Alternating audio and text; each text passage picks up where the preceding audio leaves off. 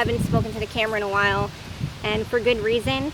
I just moved out of my house in Omaha, and we're living in a small little RV campsite right by Iowa. It's actually in the middle of nowhere, right next to I-29, a major road with lots of semis and cars going at 70, 75 miles per hour. So now I'm actually in one of my old ballparks that I would frequently go to, and they just reopened after probably a year or two being flooded, and it was closed down, and the grass has actually grown. So I'm glad the grass is back. So it's nice flat ground, it's treated grass, so there's not a lot of bugs that's harassing my dog. So, and I can actually come out here, take out my workout mat and do some workouts, which I did. So it's kind of an adjustment right now. I'm having to adapt in different environments, and actually right now we're staying in a hotel for the next 2 nights because we almost had a possible electrical fire in our camper. It's safe to sleep in it, especially in 90-degree weather, and we got these dogs, and just for their safety we decided to just stay in a very cheap hotel. But yeah, it's gonna be a long month of just moving around, and I didn't realize how much I needed to be outside and enjoy this beautiful weather and the wind. And you know, at my campsite per se, there's a lot of bugs, so I can't really work out next to my camper. So and my dogs aren't very comfortable with the skeeters that are coming in, so I'm glad that at least I can come drive out here. It is a long drive, not too long, but it's about a half hour to drive here. But my husband works right down the road here, so you know, I dropped him off and I can go take him here in the morning, do my little workout, walk around. There's actually over there, there's lots of hiking going on there, so if it gets warmer, at least it's a shaded hiking ground. But other than that, I've been pretty quiet on here with all that's going on, and I'm a little unsettled. Don't have a job right now, so I've kind of been in my own little bubble at the moment. Yeah, so other than that, I'm kind of excited. Today I am going to hang out here. I'm going to do some walking around the park and get some breakfast, do some chores, do some laundry, and that's about it. So I'll just share a normal, typical vlog. It may be mundane, it may be a little dull, but this is my life right now. What can I say? I mean, it's not all glamour. So I'll talk to you guys soon, and enjoy the rest of the vlog.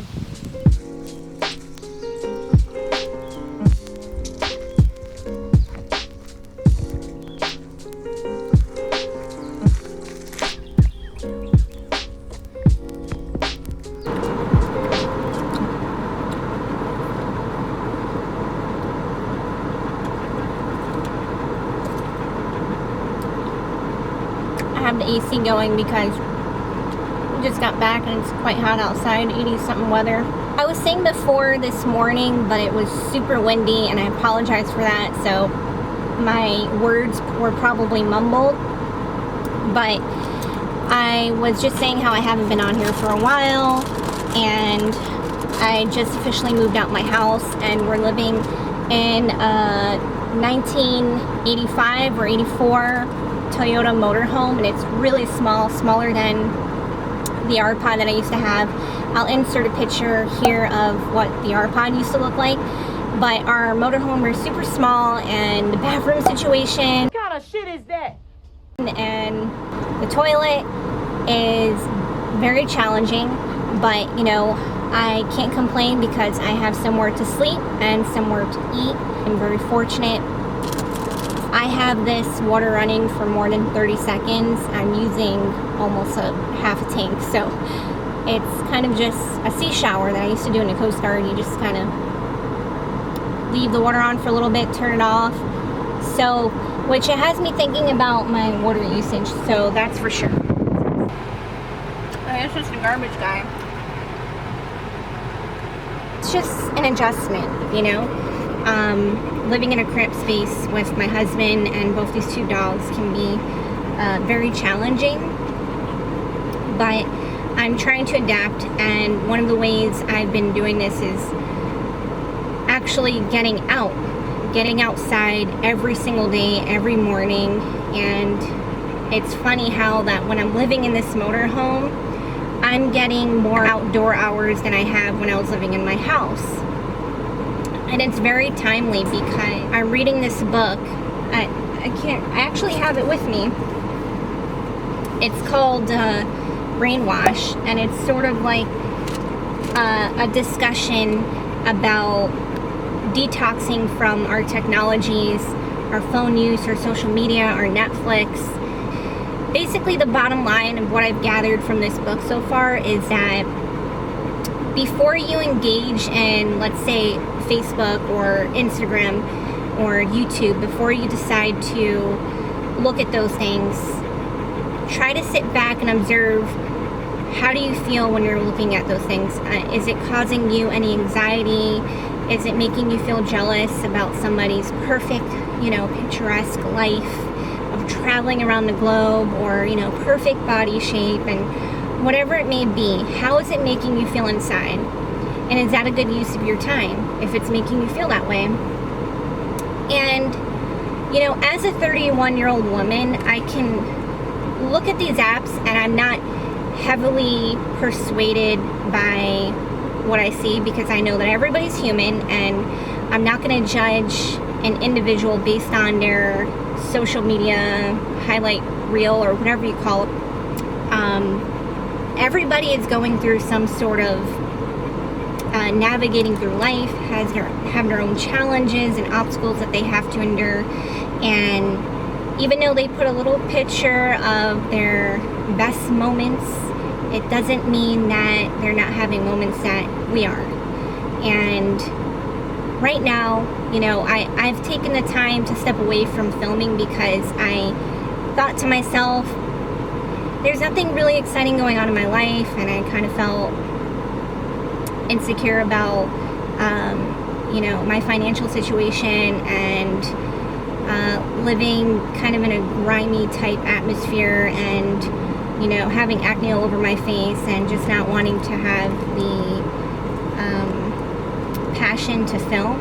And I'm letting these things prevent myself from sharing things that I think are really important. Before you decide to go on these technology platforms, really ask yourself, is it going to benefit you in the long run?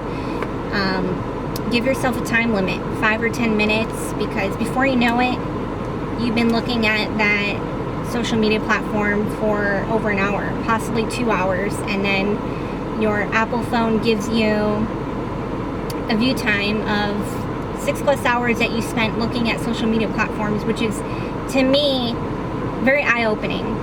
I could be spending that time doing something like reading a book or going out and immersing myself in nature or developing a new skill. I don't have to be robotic and constantly do these things and feel like I have to be this superhuman person and feel bad about myself about going on these platforms. But I think it's important to make these small changes and spend a little less time doing it, and really think about, okay, what's the purpose of me going on this platform? Do I want to look up a certain topic like skincare? Am I just trying to pass time? Really think about what your purpose is, and continue to think about the person that you want to be. And every time you get on that platform, is that contributing to who you want to become in the long run, and is it going to impact you later on in life? I think it will. Hard to say, because we are right now using our phones all the time. I will say I'm not better than anybody else, but I don't really use my phone that much as I used to in my 20s. I don't know, maybe it's just getting older and you're just like, who wants to see me eat? Or, you know, I question about the things that I shared in my 20s. Right now, I'm just gonna do a car wash real quick and pick up my husband, and maybe we'll get something to eat and we'll head back to Iowa.